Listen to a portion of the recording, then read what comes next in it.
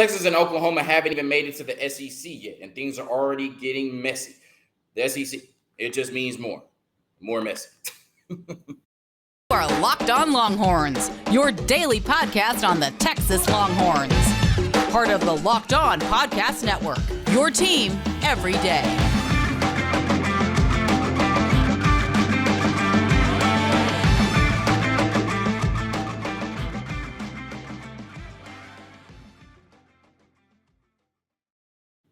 Locked On Longhorns, the show. Jonathan Davis, your host. Today's episode of Locked On Longhorns is brought to you by FanDuel Sportsbook, the official sportsbook of Locked On. Make every moment more. Visit FanDuel.com/LockedOn today to get started. On today's episode of Locked On Longhorns, we are discussing the SEC spring meetings taking place this week. The big topic of discussion, the 8 or 9 game conference schedule. I have a lot to say about that. Then we're talking about Nick Saban. He's dry snitching again, but this time he brought up your Texas Longhorns. I give my thoughts on his tired-ass NIL rant. And then we talk about Caleb Love. He chose Arizona over Texas and UConn. What does that mean for this roster in 2023? We discuss all of that and more on today's episode of Locked On Longhorns, part of the Locked On Podcast Network, your team every day. Two things before we get into the 8 or 9 game conference schedule segment. First thing is Arch Manning is graduating from high school today. Shout out to you. Congratulations, Arch. The second thing is we are currently sitting at 2,901 YouTube subscribers. Normally, I am too proud to beg. Today is not one of those days. Call me the Temptations, right? I'm greatly appreciative, and I don't take it for granted, all the support I've gotten thus far on YouTube and on audio. To get to 2,901 YouTube subscribers is something I never envisioned. I never thought I would be doing this, and I would not be able to talk Texas athletics 3 to 5 times a week on YouTube and all platforms without your support. So please, I'm asking if you could help me get to 3,000 YouTube subscribers as a young content creator. That would mean the world to me. That's a very important milestone for me, and I would never ask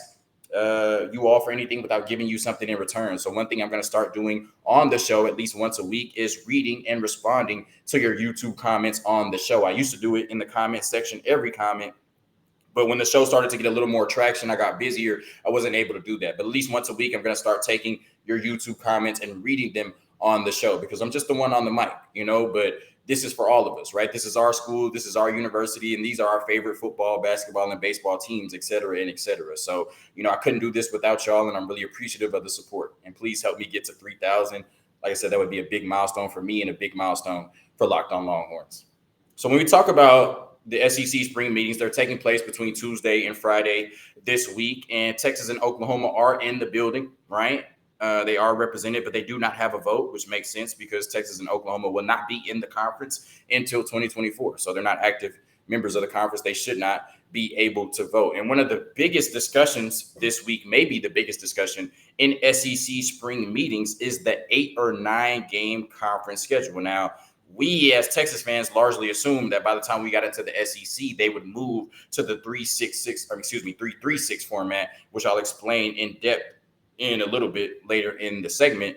But that seems to be up in the air right now. And all reports say that the schools are split, right? The schools are split in terms of some schools wanting the 8 game conference schedule and some schools wanting to move to the 9 game conference schedule. Now, the good news for Texas and Oklahoma, who do not have a vote but have expressed interest in the 9 game conference schedule, is that Greg Sankey, the SEC commissioner, has also expressed his favor in terms of the 9 game conference schedule. He is in favor, I should say, of the 9 game conference schedule. Brian Kelly from LSU has come out and said he's in favor of the 9 game conference schedule and the 3 permanent opponents.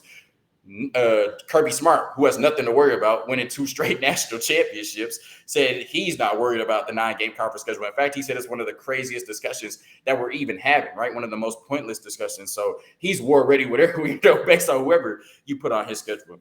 Nick Saban has previously said he's in favor of going to 9 conference games, but when they told him his 3 permanent opponents would likely be Tennessee, LSU, and Auburn, he pushed back on that, saying Tennessee, LSU, and Auburn are too good to be his 3 permanent opponents. So you know how Nick Saban tries to work the media, and this is just another example. I'll get on him in the next segment for bringing up Texas for absolutely no reason, right?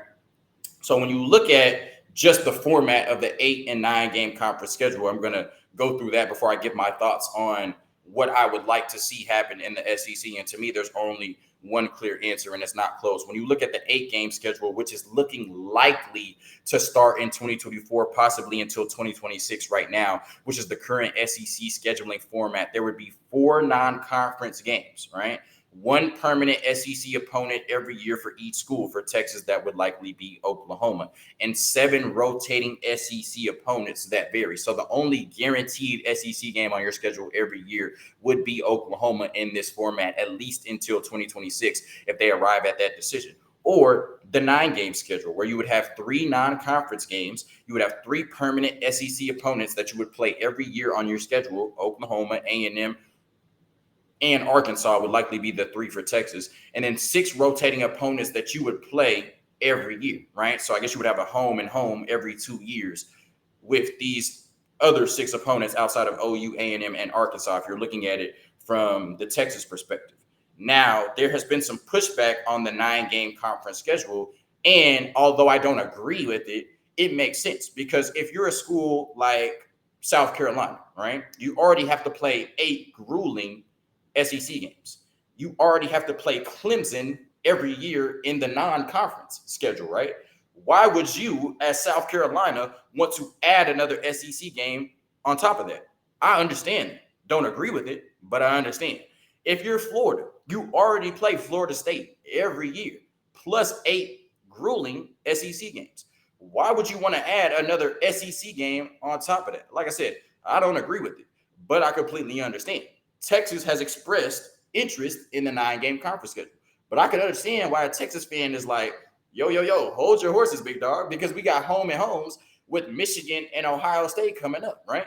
Why would a Texas fan who wants to see their team first and foremost in the SEC championship game or the college football playoff want to see Texas play 9 conference games and play Michigan or Ohio State on top of that? So I completely understand why some schools are pushing back and saying, look, our schedule is already too tough to add another SEC game, right? We want to stick to scheduling 4 ICDC colleges in the non-con, so we have our best chance to get to a bowl game and compete in postseason play. I completely understand why some schools would favor the 8-game conference schedule over the 9 games, because you're looking at it in the sense of, we're going to win more games in the 8-game conference schedule rather than the 9. And some schools in the SEC already have a very tough schedule without having to add Texas to it or Oklahoma to it. I mean, imagine having to choose between adding Kent State to your schedule or Georgia to your schedule. I could understand why you might want to run from that smoke and say you want the 8-game conference schedule. Another reason why we're not likely just yet to go to the 9-game conference schedule in the SEC is because money. You know, money is the root of all evil. So the SEC, if they're going to go to a 9th conference game, they want more money for going to a 9th conference game, which makes all the sense in the world, right? You're not just going to put another high-intensity, high-leverage SEC game out there for free, right?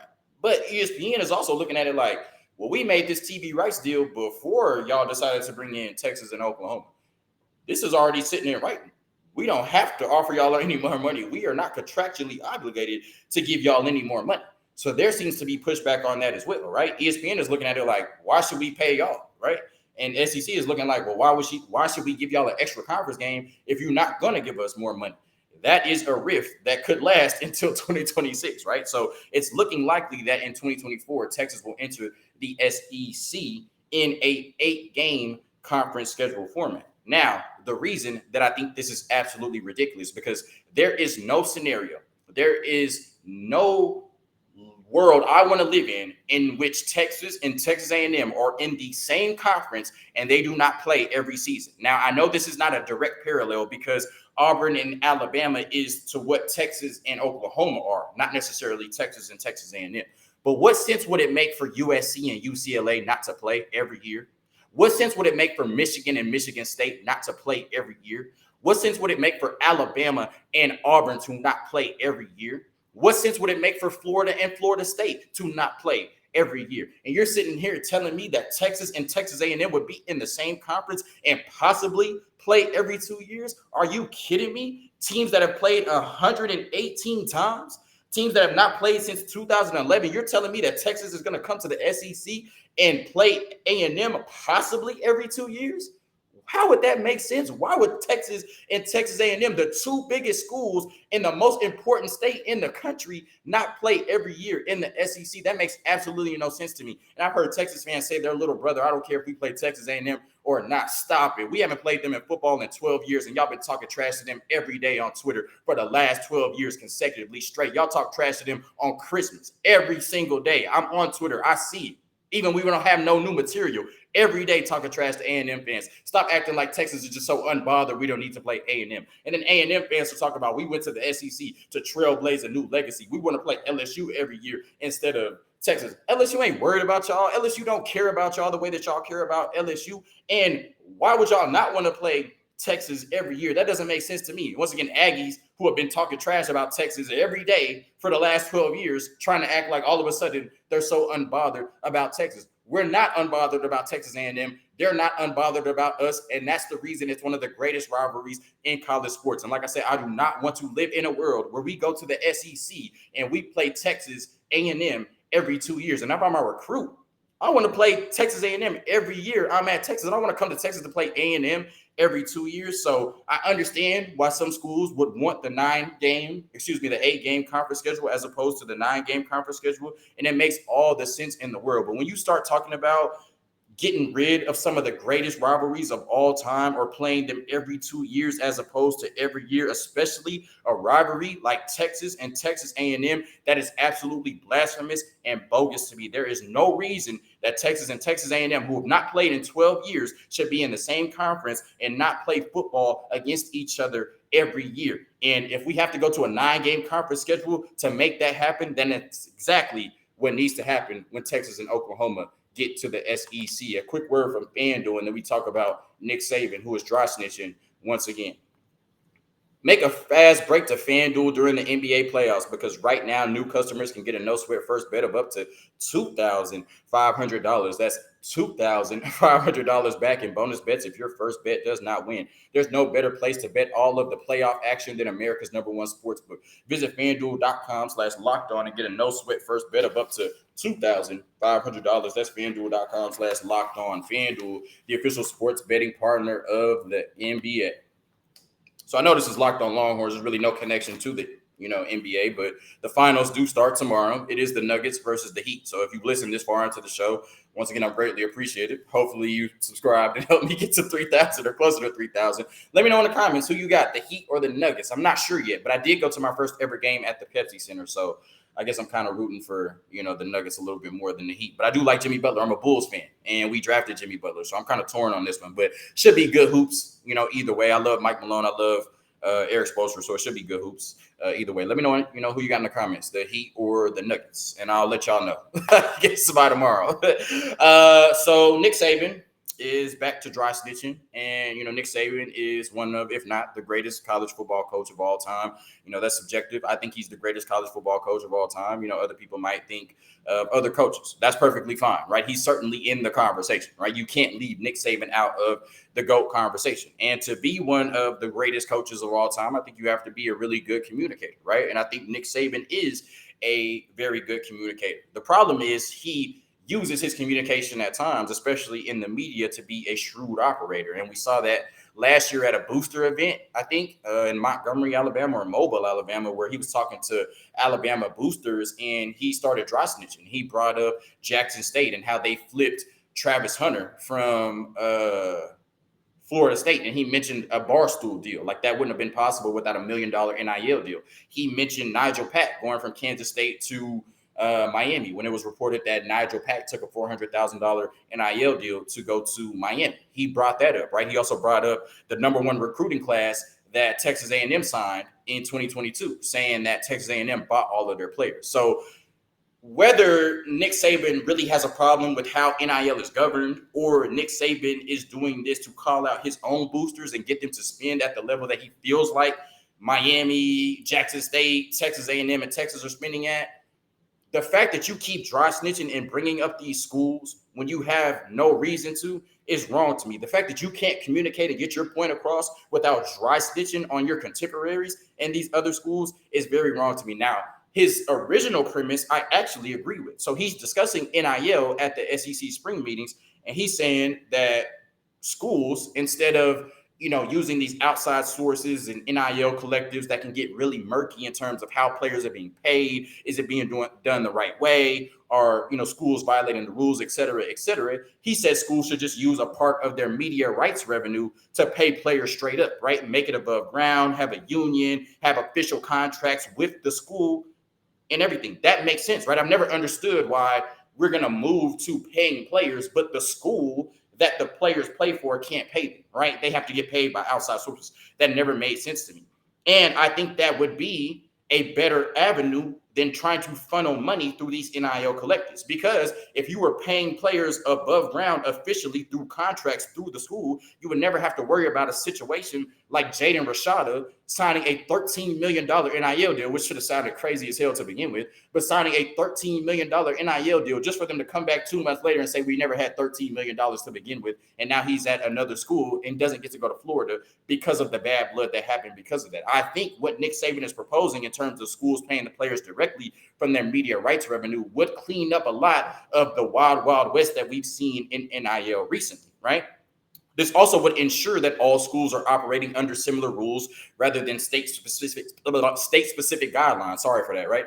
I'm not going to come on here and act like I know the difference between Texas's NIL rules and Alabama's NIL rules and Maine's and New Hampshire's and Oregon's NIL rules, right? I don't know that. All I know is that different states are operating under different guidelines, and that could give, states like Texas maybe an advantage, right? Which is why Nick Saban, for the second year in a row, is up on his little chair at the SEC spring meetings, dry snitch, right?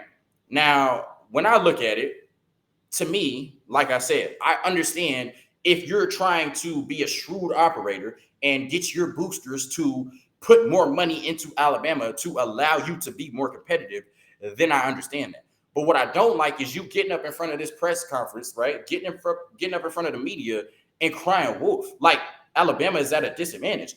Because just 2 years ago, you were bragging about how Bryce Young had almost $1 million in NIL deals, if not over $1 million, right? So for you to come up here and act like Alabama is at any type of disadvantage is wrong. And I know for a fact you're not speaking about the smaller schools that you yourself have taken advantage of, because how did, in this recruiting class, did you flip the number one offensive tackle in the country and the number one edge rusher in the country? You mean to tell me you didn't do that without NIL, right? The number one offensive tackle in the country who grew up in Iowa commits to Iowa. And then all of a sudden, right, before he decommits, we're hearing rumblings that he's headed to Alabama. So if Kirk Ferentz got up at Big Ten Media Days and said that schools like Alabama and coaches like Nick Saban are using NIL to pry players away from our respective universities, would he be wrong for calling you out the same way that you just called out Texas, Texas A&M, Miami, Jackson State, et cetera, and USC? If Marcus Freeman from Notre Dame got up on whatever media days, Notre Dame media days, I guess, and said that Nick Saban is using NIL to pry Keon Keeley away from our university, would he be wrong for that? Would he be wrong for dry snitching in the form that you're doing, right? Please stop acting like Alabama is at any type of disadvantage. Please stop acting like Alabama is struggling with NIL, and please stop acting like you didn't get creative and were paying players before NIL even became a thing. The only school that I could even make the argument has more of an advantage in terms of recruiting and getting players right now than Alabama is Georgia. So I'm tired of this whack-ass NIL rant that Nick Saban has gotten up and done for the last 2 years, and I'm really tired of him dry snitching. What are you bringing up USC for? Yes, the Jordan Addison and Bear Alexander recruitments may have looked a little fishy, but stop acting like, everything is peaches and cream down there in Tuscaloosa. Of course, you're bringing up Texas A&M. You probably did lose some players in that 2022 class to Texas A&M, right? Like I'm just speaking fast. I'm excited, right? That's why I'm fumbling a little bit. But Texas A&M does not have a recruiting advantage over Alabama. Like you're talking about Texas. What has Texas done to Alabama? What recruiting matchup, what one-on-one recruiting battle has Texas won over Alabama? I don't consider Arch because Arch was never going to Alabama. That was always a Texas or Georgia thing. What has USC done to Alabama? What has Jackson State done to Alabama? What has Miami done to Alabama? For Nick Saban, who has enjoyed a ton of success for the last 16 years, to get up there dry snitching, mentioning other schools and other coaches For what? You are doing just fine with NIL. Since NIL has been a thing, you have not signed less than the third-ranked recruiting class in the country. Why are you acting like the victim? Why are you acting like NIL is affecting you? Why are you acting like you can't do things that Texas A&M can do in terms of building their roster? Why? Why are you acting like you're at a disadvantage? Why are you in front of the media crying wolf about NIL? We know about them car dealerships down there in Tuscaloosa. Why are you bringing up the University of Texas? You are Nick Saban. You have had a dynasty for the last 16, 17 years. And you whining in front of the media about NIL when you just said Bryce Young had $1 million in NIL, when you just flipped the number one tackle and the number one edge rusher in the country, and you want to complain like Alabama's at a disadvantage? Or you want to act like you're the face, you're the voice for these smaller schools, the same schools that you're taking recruits from? Man, miss me with that. Please stop dry snitching. Please go coach your football team and worry about what you got going on in Alabama. We are just fine over here at the University of Texas, as you will find out on September 9th. A quick word from our sponsors, and then we're going to talk about Caleb Love. He chose Arizona over Texas and UConn. Sorry, I know I fumbled through that rant. I know some of it don't make sense. I know I just was going, but it's like, shut up, bro. Like Nick at this point, like, just shut up, bro. Just shut up, all right?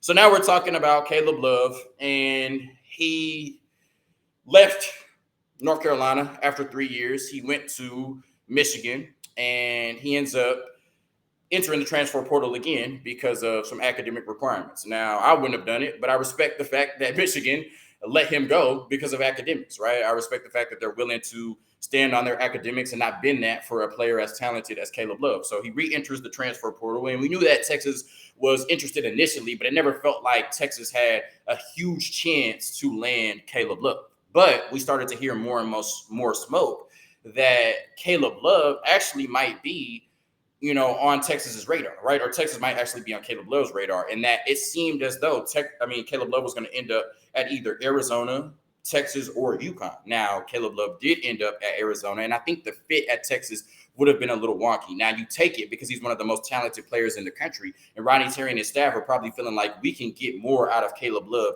than we ever saw at North Carolina, right? We can get that Caleb Love that we saw in the NCAA tournament in Coach K's career, literally, right?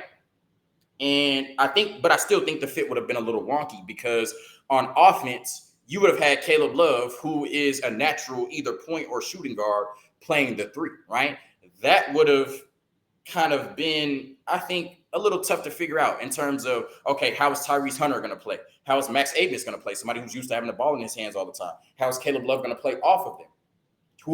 He's used to having the ball in his hands all the time. So I think that would have been a wonky fit. Two, you're looking for a team to have a lot of defensive versatility. And I love what you're doing, with Brock Cunningham. You brought in Sariq Onyema. You brought back Dylan Dessou. And then you brought in Caden Shedrick, right? You brought back Tyrese Hunter, who was a great defender, right? So you have some pieces that can defend a lot of positions, right? Ron Holland would have been the perfect fit for that. Somebody that could probably guard 1 through 4, but we're not going to talk about Ron Holland right now, right? But if you got Caleb Love, first of all, who are Caleb Love and Max Abmas guarding?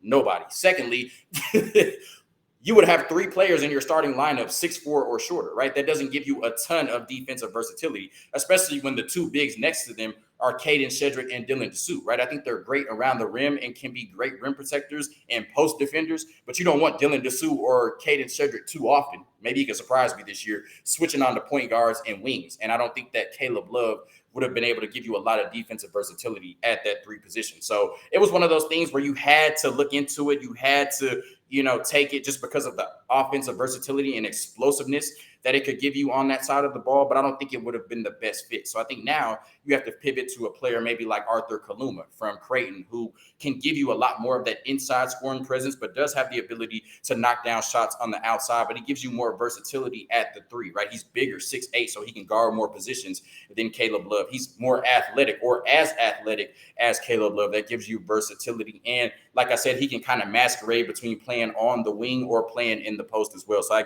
think that gives you a lot of defensive versatility and offensive versatility. And he's somebody that has a lot of skill sets, right? He doesn't necessarily do anything elite, but does a lot of, things well, right? And I think that fits into what they have on this team already. 2, I think you're looking for at least 1 to 2 more wing players / 3-point shooters. Rodney Terry has said he wants to build this team in Miami's image, right? That Miami team had very capable 3-point shooters. Texas was not a great 3-point shooting team last year. That's something he wanted to improve on this offseason. He's done that already with Max Amos and Kendall Weaver.